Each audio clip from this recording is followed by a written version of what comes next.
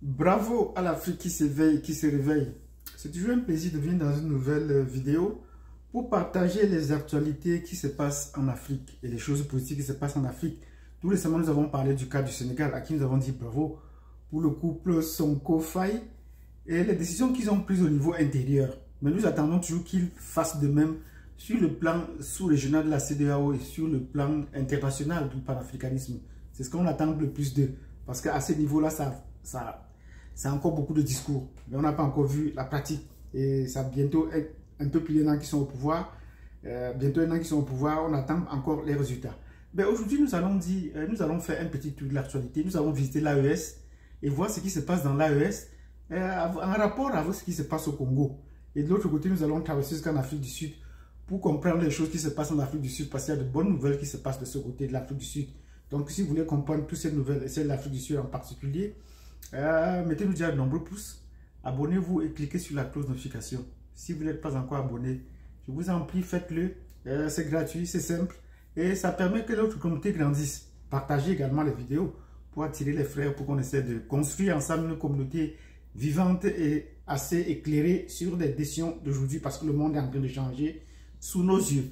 Donc, si vous avez fait ce que je vous ai dit tantôt, c'est-à-dire nous mettre dans nos pouces, vous abonner et cliquez sur la cloche de notification, nous entrons dans le vif du sujet. Que se passe-t-il dans l'AES?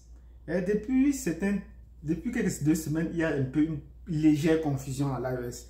Nous savons que l'AES, c'est l'Alliance des États du Sahel qui regroupe le Burkina, le Mali et le Niger. Ils ont chacun aussi parfois sa politique. On a vu le président Ibrahim Traoré, à qui nous disons bravo, aller à l'investiture au Ghana, dont la frontière au Ghana n'était pas fermée. Nous disons bravo au nouveau président.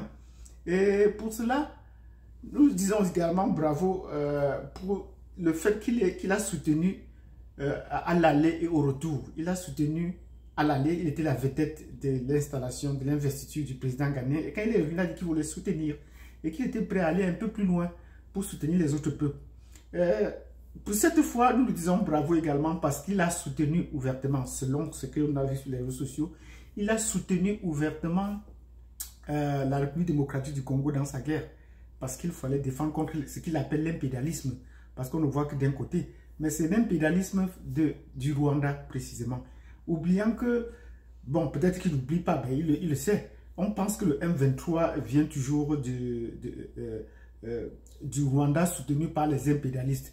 Mais curieusement, on trouve que la République démocratique du Congo a signé des accords militaires avec la France pour monter une école militaire. Depuis plus de 2 ans, on n'a pas vu une sortie de ces agents qui devaient être formés sur place, au point qu'on cherchait des volontaires, les Wazalendo, pour pouvoir aller en guerre, alors qu'on a une école militaire.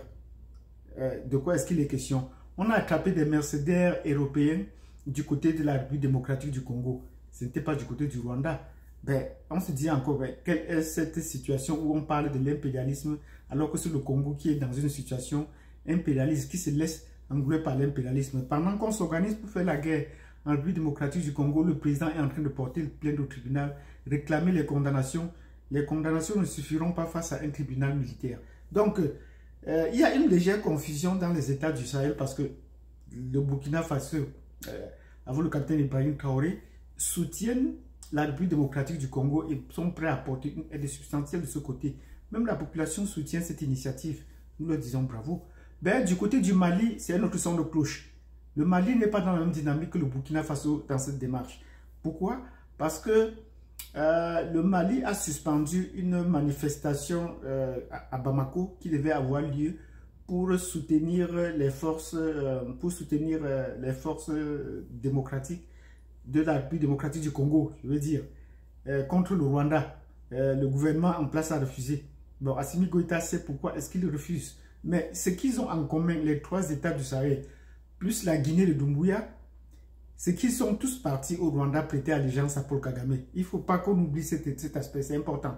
C'est 3 régimes militaires qui sont allés à Kigali et qui ont prêté allégeance à Paul Kagame. Pour le cas du Burkina, du Mali et peut-être du Niger, ils ont envoyé leur chef d'état-major. Mais pour le cas de la Guinée-Conakry, c'est Doumbouya lui-même qui s'est déplacé et qui est allé en Guinée pour rencontrer Paul Kagame. Donc, vous comprenez qu'ils ont tous prêté allégeance parce que c'est d'abord leur aîné dans le combat militaire, c'est d'abord Kagame est d'abord leur aîné et qu'il a bien d'expérience. En plus de cela, ils ont envoyé des troupes au Mali. Le chef de la MINUSMA au Mali, c'était rwandais. Donc le Rwanda, il a fait les arrêts. Quand sa mission est finie, il est parti au Rwanda et il est encore revenu rencontrer l'état-major du Mali. Donc ils ont ceci en commun, qui sont tous partis au Rwanda. Bon, maintenant, si le capitaine Ibrahim Traoré souhaite soutenir le Rwanda, le Mali, le Congo ouvertement, ce serait important qu'on essaie de comprendre pourquoi est-ce qu'il peut faire cela alors qu'il soutient, alors qu'il est parti péter à les gens de l'autre côté du Rwanda. Donc, nous leur disons bravo, mais ce sont des petites divergences qui peuvent se faire taire plus facilement. Nous leur disons quand même bravo pour cela, parce que là, au moins, ils prennent position sur des situations africaines, défiant ainsi l'OUA et les autres organisations.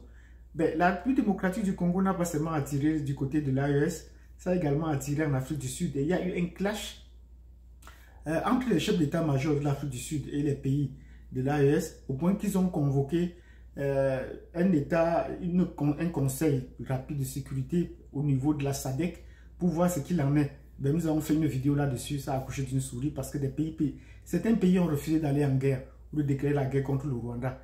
Ben, la conclusion aussi, le résultat, c'était que le Burundi a envoyé des troupes. Fermer sa frontière avec le Rwanda, c'est ce qu'on a dit. Le Burundi a fermé sa frontière avec le Rwanda.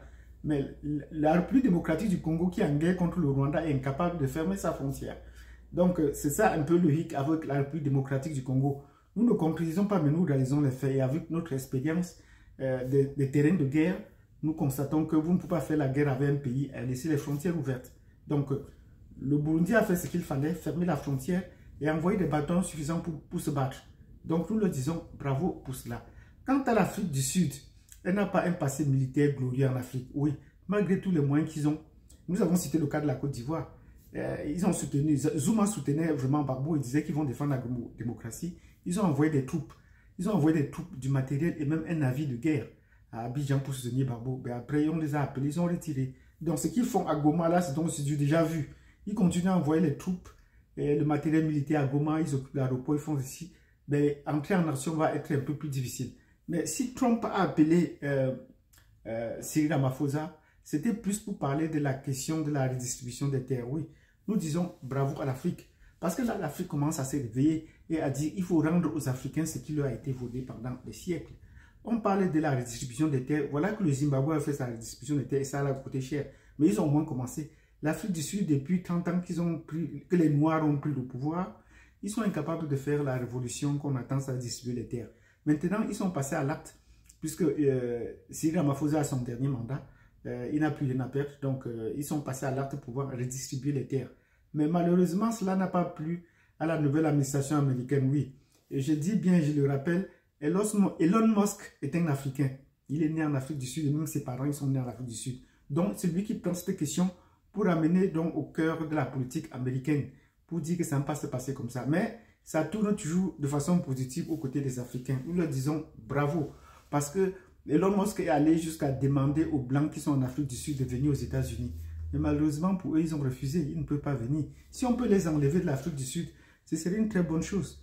Comme ils disent souvent, retourner dans votre continent, ce serait une très bonne chose qu'ils enlèvent. Mais les Blancs eux-mêmes d'Afrique du Sud ont refusé, qu'ils ne bougeaient pas. Et face au durcissement du temps de Trump par rapport à cette situation qui prétendait prendre des sanctions, Cyril Ramaphosa a pris des sanctions et nous lui disons bravo, bravo et bravo. C'est comme ça que l'Afrique devait réagir. Qu'est-ce que Cyril Ramaphosa a fait? Cyril Ramaphosa a décidé de geler toutes ses exportations aux États-Unis. Donc l'Afrique du Sud exporte plus ses minéraux aux États-Unis. Donc, comme c'était le seul pays de l'AGOA qui faisait les exportations de fruits et légumes ou de certains produits tropicaux en direction des États-Unis, ils ont suspendu qu'ils n'en ont plus besoin. Avec effet immédiat. Ça l'a dit il y a plus de 48 heures. Et nous leur disons, c'est comme ça que l'Afrique devait réagir.